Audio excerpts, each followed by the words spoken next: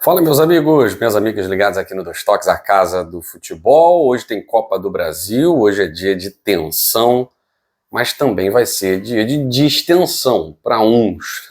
Hoje tem classificação, saberemos aí seis times, são 6 jogos, 6 times classificados para as quartas de final da milionária Copa do Brasil. Tem confronto começando às 19 horas, tem confronto começando às 19 horas e 30 minutos e outros às 21 horas e 30 minutos. Bom, a gente vai falar sobre esses confrontos, a situação dos clubes. A grande verdade é que tem clube priorizando a Copa do Brasil, outros que não estão priorizando, mas é claro que ninguém quer ser eliminado, né?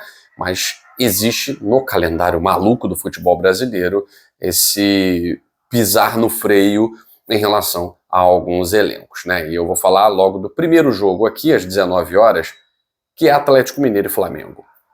Para o Flamengo, um jogo importante, um jogo de classificação, mas um jogo bem menos importante do que para o Atlético Mineiro. O Atlético Mineiro não tem a menor chance de conquistar o Campeonato Brasileiro, o Atlético Mineiro não está na Libertadores da América, está nas oitavas de final da Copa Sul-Americana, mas vê na Copa do Brasil, assim como no ano passado, uma grande oportunidade para voltar a Libertadores, voltar a disputar a Libertadores.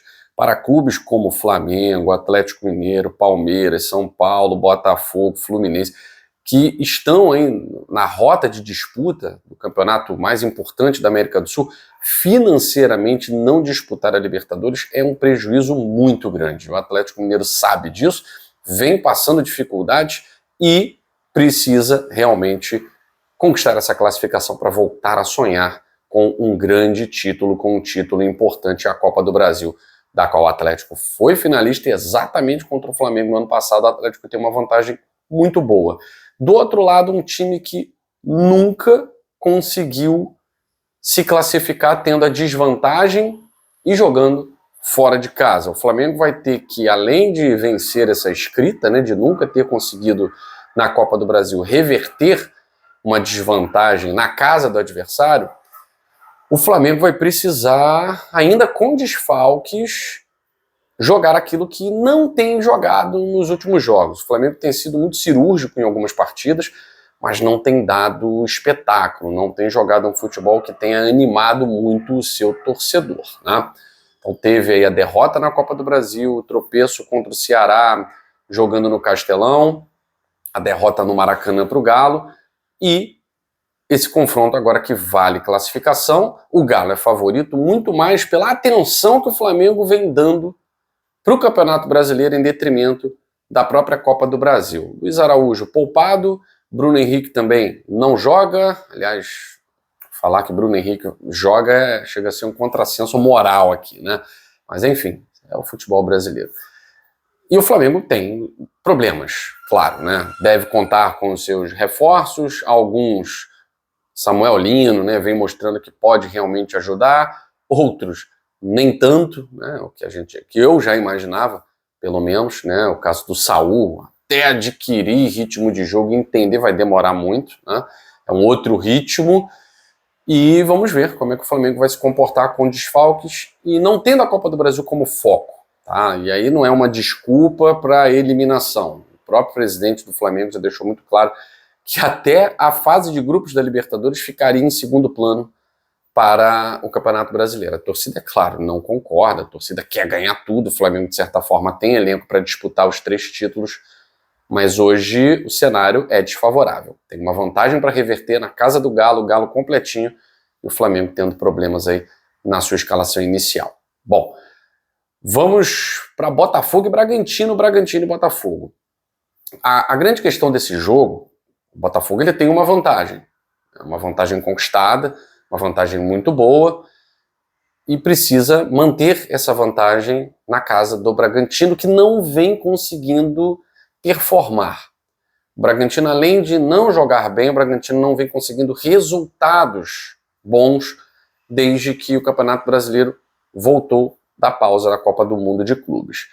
A grande questão desse confronto, né, o que torna o confronto equilibrado, são os desfalques do lado do Botafogo. O Botafogo tem desfalques consideráveis, né? O Botafogo não vai ter o goleiro John, o Botafogo não vai ter o Caio Pantaleão, que é o titular da linha de zaga. e deve começar com algumas alterações, principalmente ali no meio-campo. O Newton pode entrar, né? O Gregory foi vendido, o Igor Jesus foi vendido, tirando essas questões que a gente já sabe, né?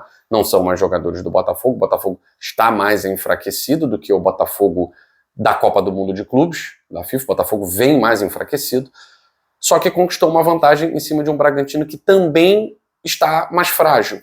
Parece que o Bragantino perdeu um pouquinho o fôlego.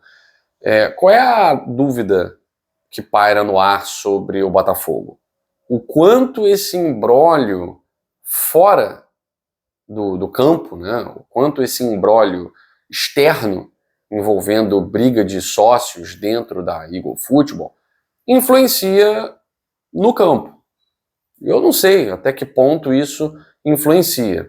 Já falei para vocês em outras ocasiões que pessoas que convivem, né, no Botafogo dizem que o Ancelotti tem conseguido blindar o elenco dessas questões. É claro que eles sabem tal o que está acontecendo, mas para o público de fora chega de uma maneira. Para quem está lá dentro, talvez chegue de uma forma mais realista, né?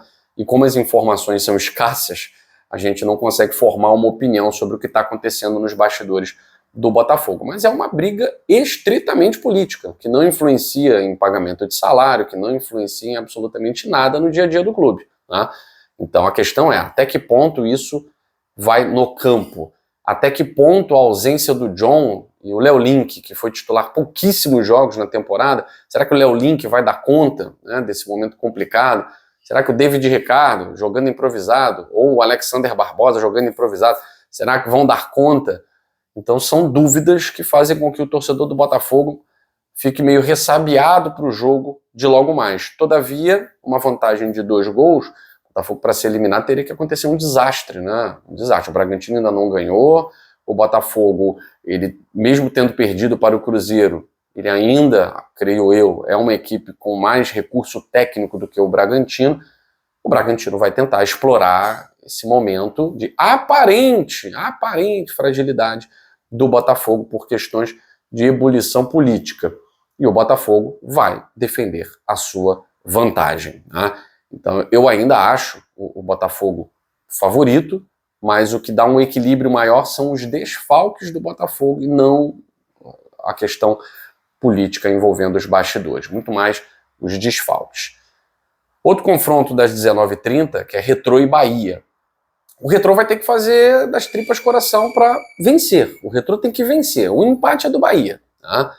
Então o Bahia ganhou, mas ganhou da diferença mínima. Isso, de certa forma, deixou o torcedor também baiano um pouquinho ressabiado, né? Poxa, era um jogo para golear. Como é que a gente deu esse mole, né? Uma derrota por Retrô, a partida vai para os pênaltis, dependendo da derrota. Então é um confronto perigoso, mas acho ainda o Bahia bem favorito, tá? Mas é perigoso pelo resultado que o Bahia não fez. Outra partida também do mesmo nível de periculosidade, até maior, por razões óbvias, é Atlético Paranaense e São Paulo. O Atlético Paranaense não vive um bom momento, nem na Série B, mas conseguiu com um golzinho no final recuperar fôlego, ter vida. O Atlético Paranaense precisa de uma vitória simples. Vitória essa que não tem aparecido na Série B. O Atlético Paranaense não tem sabido vencer na Série B. Está com dificuldades. Talvez não consiga subir para a Série A nessa temporada. Mas uma classificação na Copa do Brasil, além de render frutos financeiros aos cofres do Furacão, dá uma moral para o prosseguimento da temporada na Série B. O São Paulo, favorito. São Paulo vem jogando bem, vem vencendo jogos, fora de casa, dentro de casa. Esse São Paulo do Crespo parece que recuperou a alegria de jogar futebol, recuperou a competitividade. Então, São Paulo favorito, mas é um jogo perigoso para o tricolor, tá? Falando em tricolor, Fluminense Internacional no Maracanã, muitos dão como causa ganha a classificação do Fluminense, né? Principalmente pelo momento de muita turbulência no Internacional. Roger Machado com a faca no pescoço. Uma desclassificação hoje significa demissão. O Internacional não vai esperar até o confronto de daqui a uma semana na Libertadores da América. Deve anunciar um novo treinador para minimizar o que pode ser uma grande crise no Beira-Rio, já que o Internacional não está conseguindo sair das posições inferiores no Campeonato Brasileiro para decolar e pintando uma desclassificação hoje na Copa do Brasil. O Roger Machado perde muita força para a Libertadores, para o prosseguimento da temporada. O Fluminense joga com uma vantagem excelente. Mas foi só 2-1, mas foi fora de casa. Joga no Maracanã, o Fluminense se reencontrou com a vitória, conseguiu aí emendar 2 vitórias seguidas em cima de times gaúchos. O Fluminense está bem tranquilo para essa classificação. O último jogo, talvez o jogo mais quente aí da quarta-feira, que é Palmeiras e Corinthians no Allianz. Quente também porque a torcida do Palmeiras foi cobrar. E foi cobrar de um jeito inusitado, né? Com cesta de alimentos, tinha pipoca, tinha Nutella. A torcida do Palmeiras não está satisfeito com a temporada do Verdão. A grande verdade é essa, né? Um time que perdeu o Paulista para o maior rival dentro de casa, um time que não inspira confiança, perdeu a liderança do Campeonato Brasileiro e está longe, está distante, né? Tem jogos a menos? Tem. Mas o Palmeiras está devendo muito para o seu torcedor.